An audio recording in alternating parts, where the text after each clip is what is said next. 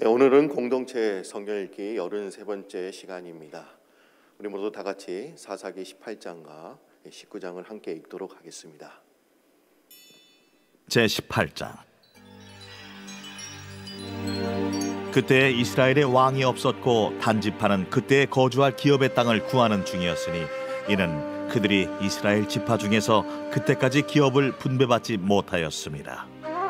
단 자손이 소라와 에스다올에서부터 그들의 가족 가운데 용맹스러운 5사람을 보내어 땅을 정탐하고 살피게 하며 그들에게 이르되 너희는 가서 땅을 살펴보라 하매 그들이 헤브라임 산지에 가서 미가의 집에 이르러 거기서 유숙하니라. 그들이 미가의 집에 있을 때에 그 레위 청년의 음성을 알아듣고 그리로 돌아가서 그에게 이르되 누가 너를 이리로 인도하였으며 내가 여기서 무엇을 하며 여기서 무엇을 얻었느냐?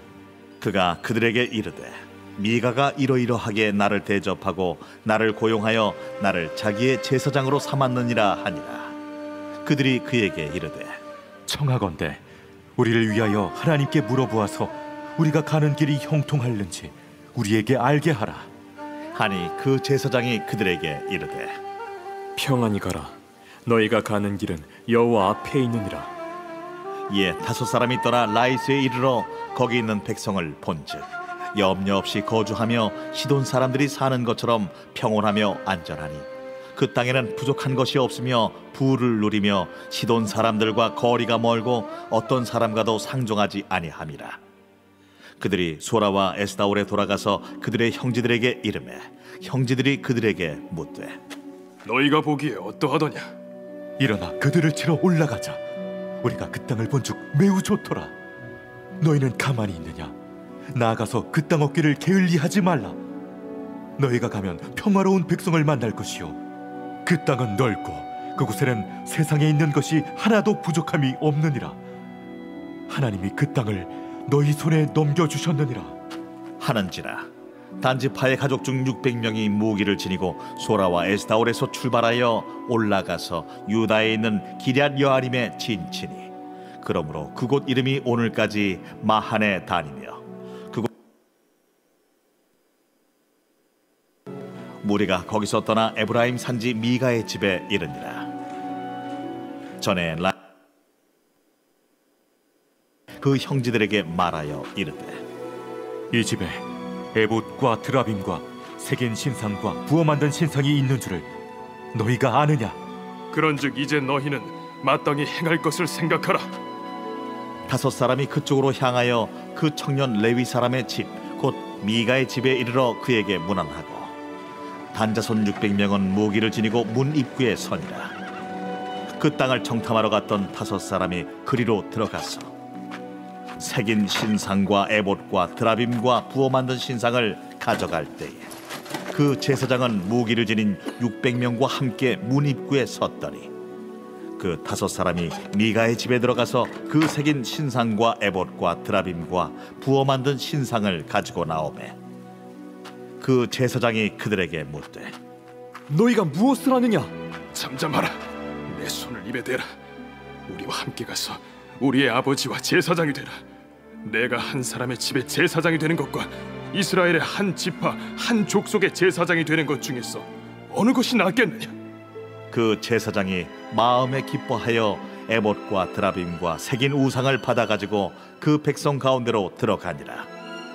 그들이 돌이켜서 어린아이들과 가축과 값진 물건들을 앞세우고 길을 떠나더니 그들이 미가의 집을 멀리 떠난 때에 미가의 이웃집 사람들이 모여서 단자손을 따라 붙어서 단자손을 부르는지라.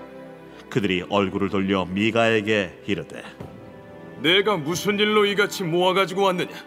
내가 만든 신들과 제사장을 빼앗아 갔으니 이제 내게 오히려 남은 것이 무엇이냐? 너희가 어찌하여 나더러 무슨 일이냐고 하느냐? 내 목소리를 우리에게 들리게 하지 말라. 누한 자들이 너희를 쳐서 내 생명과 내 가족의 생명을 잃게 할까 하노라. 단자손이 자기 길을 간지라. 미가가 단자손이 자기보다 강한 것을 보고 돌이켜 집으로 돌아갔더라.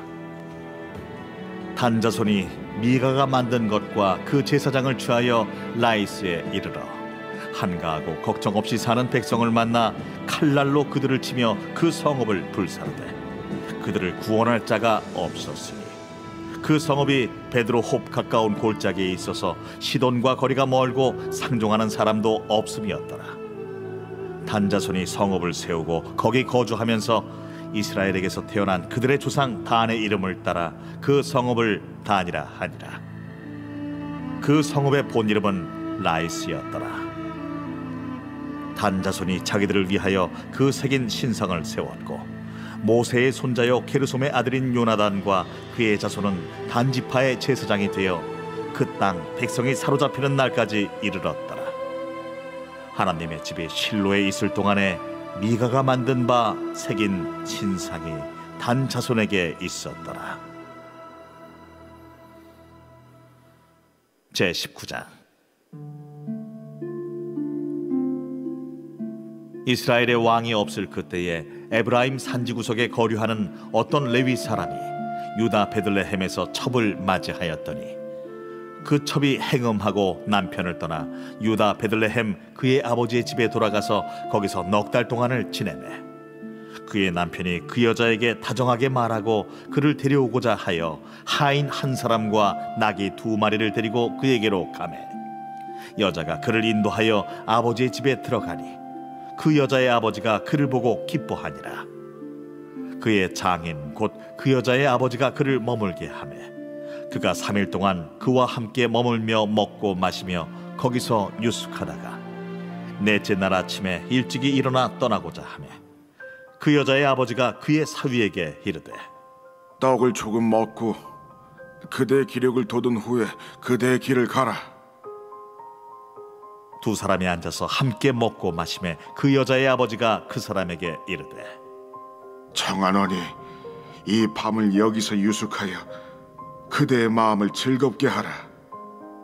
그 사람이 일어나서 가고자 하되 그의 장인의 간청으로 거기서 다시 유숙하더니 5째 날 아침에 일찍이 일어나 떠나고자 하매 그 여자의 아버지가 이르되 청하노니 그대의 기력을 돋우고 해가 기울도록 머물라.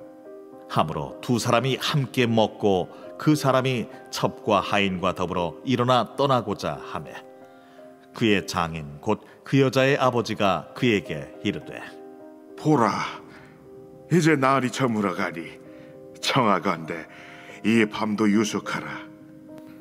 보라, 해가 기울었느니라. 그대는 여기서 유숙하여 그대의 마음을 즐겁게 하고 내일 일찍이 그대의 길을 가서 그대의 집으로 돌아가라.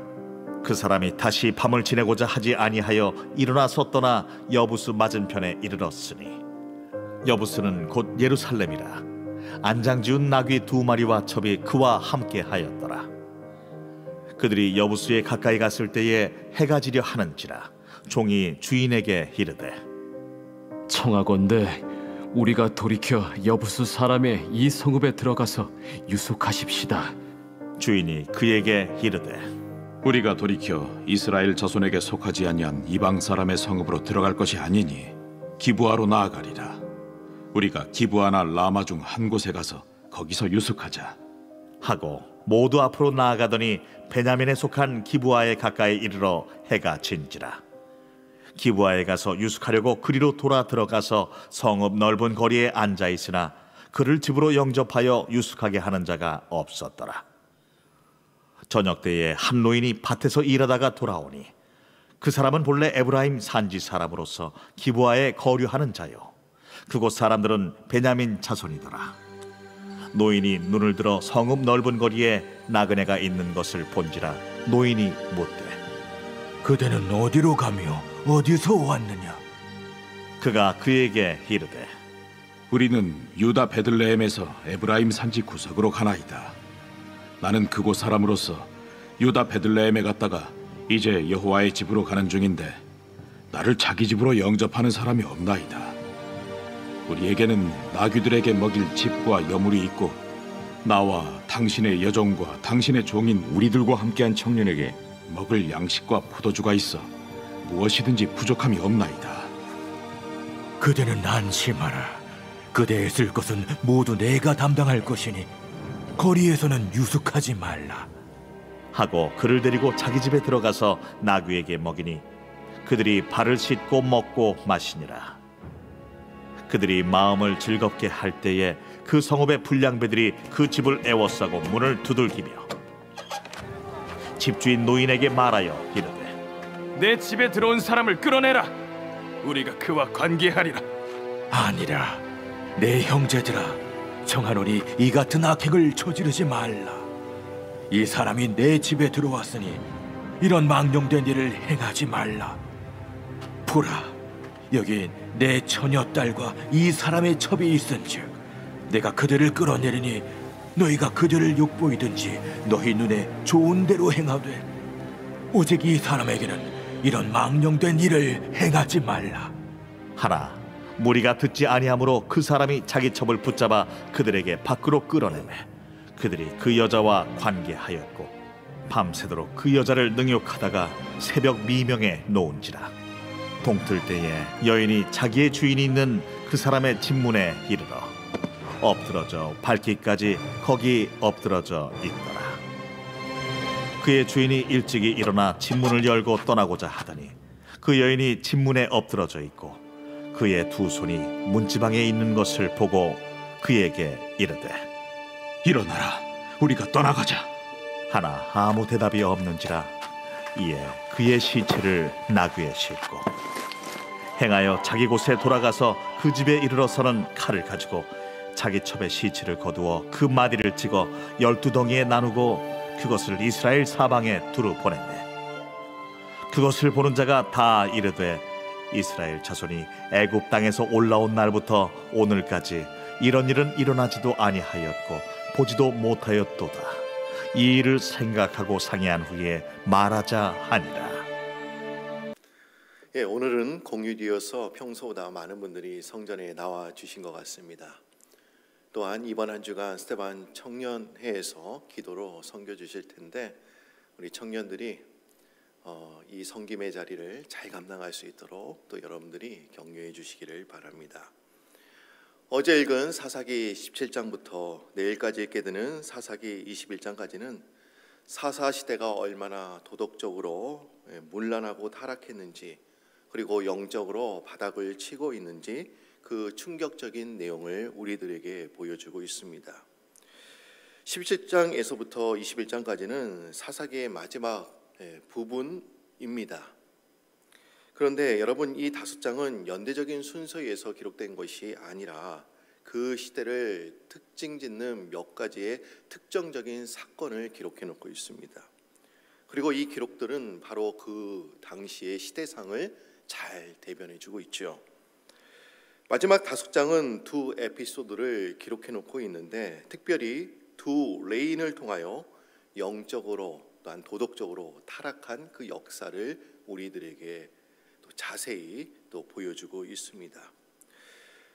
오늘 읽은 사사기 18장은 앞장인 17장과 밀접하게 연관되어 있습니다. 에브라임 산지에 미가라는 사람이 있었는데 이 집에서 말도 안 되는 일이 일어나게 되지요. 미가는 자신의 어머니의 돈을 훔치게 됩니다. 그런데 그 어머니는 자신의 아들이 자신의 돈을 훔쳐가는 것도 모르고 그 훔쳐간 사람을 위해서 저주합니다. 이걸 이제 듣게 된 미가는 어머니에게 도로 그 훔쳐갔던 돈을 돌려줍니다. 그러자 어머니는 저주를 금세 축복으로 바꾸고 또 돈을 도로 받게 된 기념으로 하나님을 경배한다는 명목으로 또 우상을 또 만들게 됩니다. 그때 미가의 집에 방문한 레인인이 있었는데 그 레인을 또한 돈으로 매수해서 자신의 집안의 제사장으로 세우게 됩니다. 여러분, 단 지파는 아모리 족속들로 인해서 이제 산지로 내몰리게 됐죠.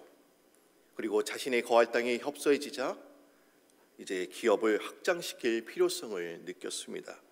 그렇다고 무작정 막강한 이 아모리 족속들과 대항해서 싸울 수는 없었습니다. 그래서 그들은 제비를 뽑아 할당을 받은 이 땅을 포기하고 대신에 방비가 허술한 가나안 땅 북쪽의 가나안 땅 라이스를 이제 정복하게 됩니다.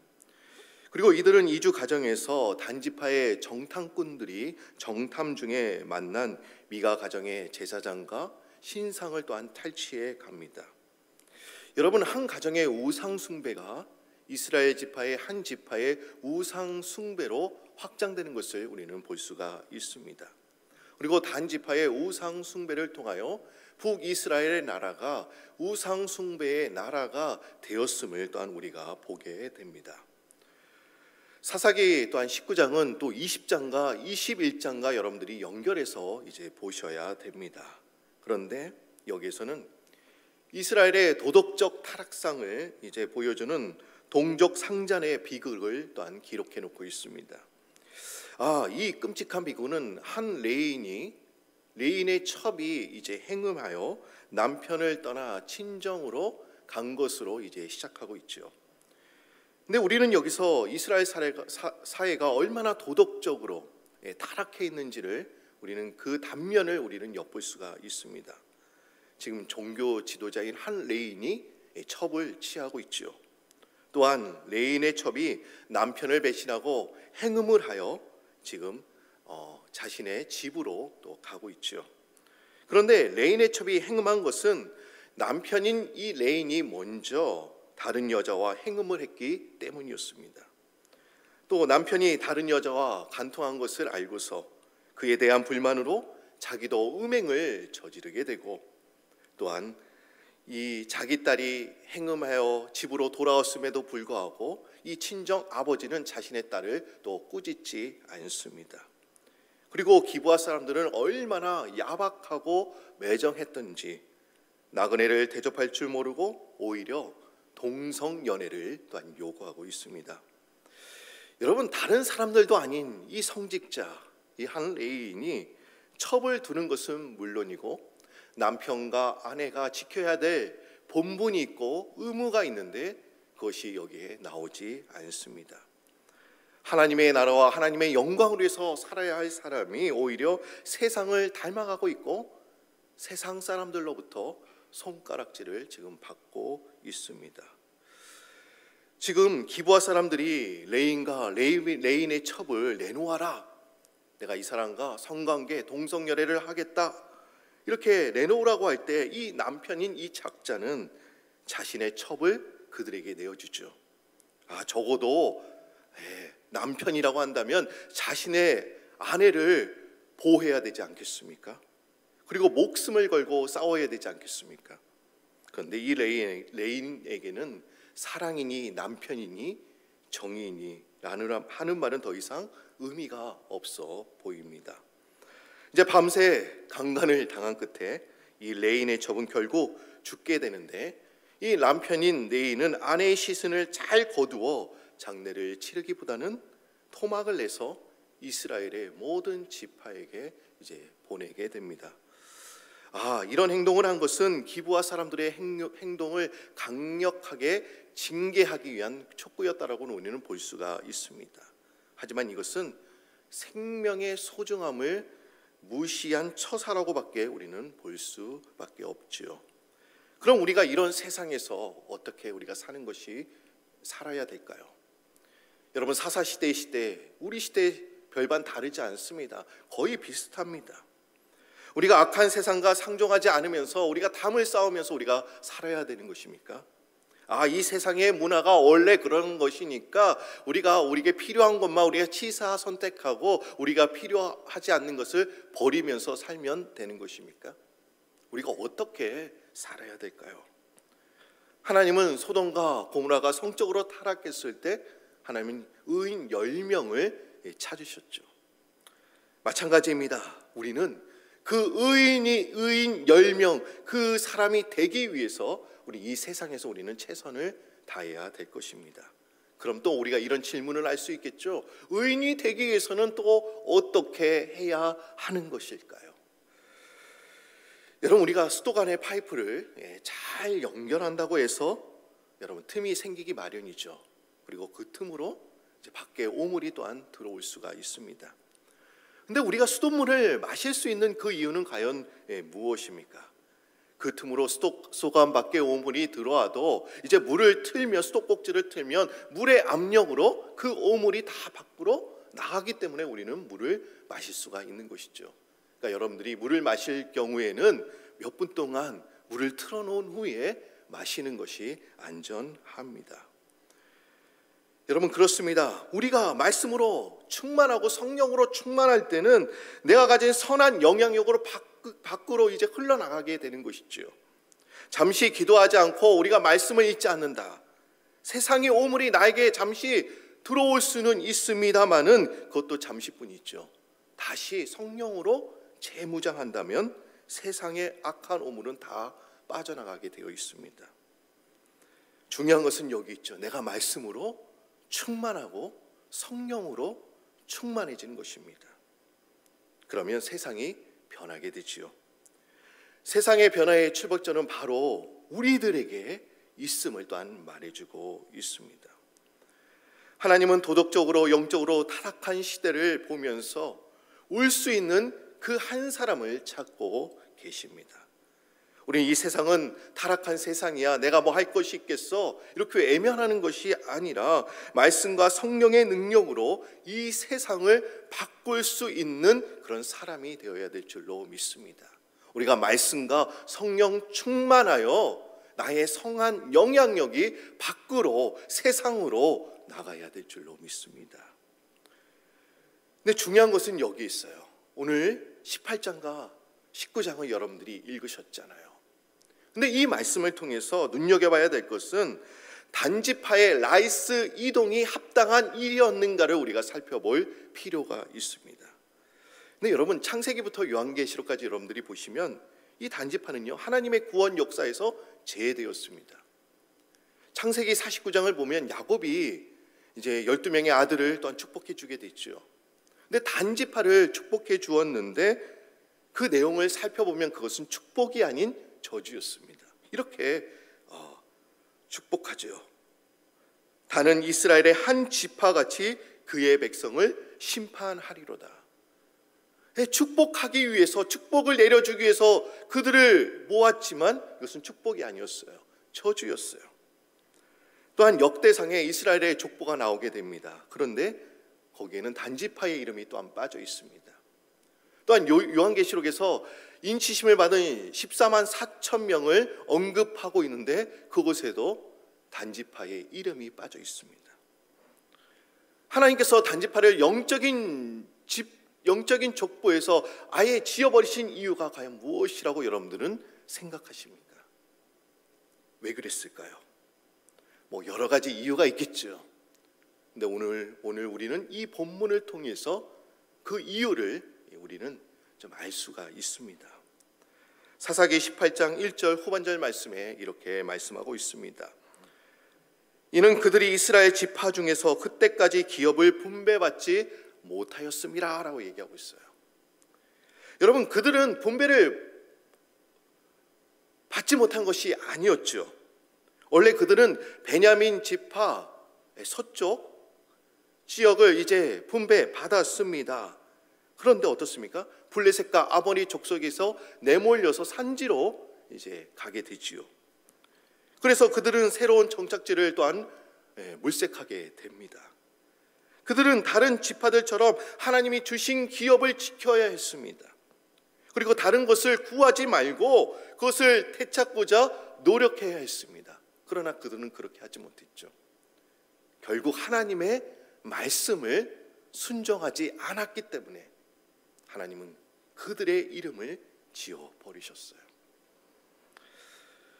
근데 우리는 또한 이렇게 생각할 수가 있죠. 왜 그들이 말씀을 순종하지 않았을까? 아마 하나님이 주신 기업이 마음에 들지 않았던 것 같습니다.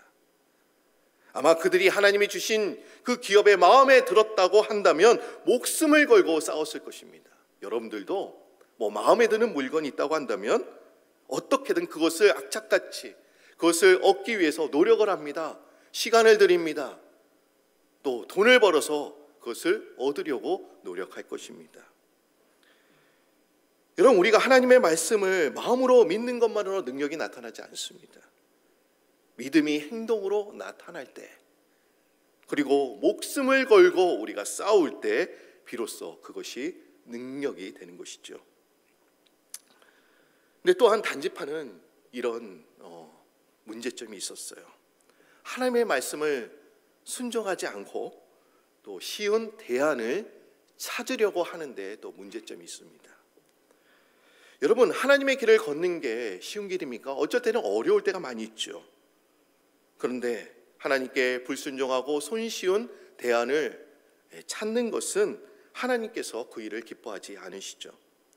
여러분, 하나님의 뜻은 단지파가 하나님의 능력을 힘입어 아모리 족속을 몰아내는 거였습니다. 그리고 그것이 그들이 살 길이었습니다. 그리고 그것이 그들에게 주어진 사명이었습니다. 아무리 족속이 강하다는 이유로 자신의 사명을 포기했다는 것 그 자체가 문제가 되었다는 것이죠. 그러면서 이들은 하나님의 이름을 들먹입니다. 하나님이 주신 땅이다. 가나안 북쪽 이 라이스 땅이 하나님이 주신 땅이라고 또한 합리화시키고 있습니다. 우리가 이럴 때가 종종 있죠. 우리가 어떤 일을 할 때 이것은 다 하나님을 위한 것이다, 하나님의 영광이 되는 것이다 라고 말할 때가 있습니다. 그리고 우리가 모든 것을 다 결정해 놓고 다 실행한 후에 그때서야 하나님께 기도하는 경우도 있습니다. 그리고 이 모든 일은 하나님이 작정하신 일이었다고 빙자하여 또한 말하는 분들도 있습니다. 여러분, 우리가 기독교 역사를 봐도 어떻습니까? 하나님의 이름으로 전쟁을 정당화시킨 일이 얼마나 많았습니까? 중세시대의 십자군 전쟁도 어떻습니까? 이 명분이 하나님의 뜻이라고 하면서 그것 때문에 얼마나 많은 사람들이 하나님의 이름으로 군대에 징집이 되어서 목숨을 잃었는지 모릅니다. 또한 나치 정권 때도 많은 교회들이, 독일 교회들이 히틀러를 찬양하면서 유대인 학살을 또 정당화시키기도 했습니다. 여러분, 우리가 진정으로 하나님의 이름을 걸고 하는 일이 정말 하나님을 위한 것인지, 그것이 혹시 나의 욕망과 욕심 그리고 인간의 목적과 수단을 위한 것인지 한번 우리 자신을 냉정하게 우리가 성찰해 볼 필요가 있습니다. 우리가 신앙에 대해서 많은 질문들을 하죠. 그런데 어려운 질문이 나오면 어떻습니까? 그 대답을 하나님께 토스하는 분들이 참 많이 있습니다. 그럼 참 쉽죠. 왜 이런 일이 발생했나요? 왜 코로나가 우리에게 왜 발생했나요? 왜 끝나지 않고 계속 가나요? 쉽게 대답할 수가 있습니다. 하나님이 다 그렇게 하셨으니까요. 하나님의 손에 있는 것은 맞습니다. 그런데 이렇게 쉽게 얘기하는 분들이 있습니다. 그거 사고 원인이나 역학조사 그런 연구를 하지 아니하고 그냥 하나님이 그렇게 하셨다라고 우리가 대답해 버린다면 우리의 이성과 지성의 활용 자체와 노력이 무의미해질 수도 있습니다. 주님은 우리들에게 이렇게 말씀하고 있습니다.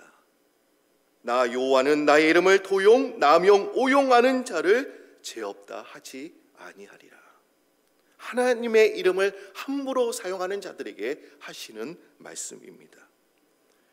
우리는 자신의 욕망과 목적을 이루어내기 위한 수단으로 하나님을 함부로 이용해서는 안 될 것입니다. 여러분, 신앙생활이란 과연 무엇입니까? 하나님의 이용해서 내 욕심과 욕망을 채우는 것이 절대로 아닙니다. 나를 하나님의 뜻에 순응시키는 것입니다. 그럴 때 여러분들이 살게 되고 또 여러분들이 승리할 수 있게 되는 것이죠.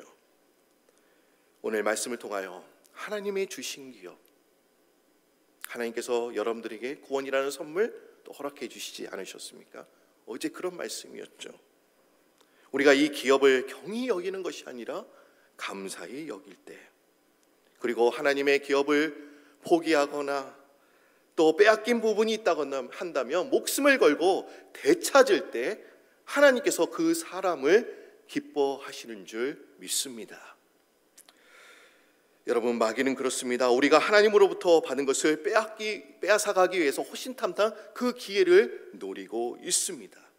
그렇기 때문에 오늘 하루도 우리는 정신을 바짝 차리면서 우리는 살아가야 됩니다. 언제 우리가 받은 기업을 빼앗아갈지 몰라요. 오늘 이 시간 이후에 뺏어갈 수도 있습니다. 그러면서 하나님, 내가 정신 바짝 차리고 하나님이 주신 기업 감사히 여기면서 만약에 빼앗긴 부분이 있다고 한다면 그것을 다시 되찾기 위해 연도 기도하시면서 오늘 하루 최선을 다하시면서 믿음으로 승리하시는 우리 브라미스 성도님들이 되시기를 주님의 이름으로 축원드립니다.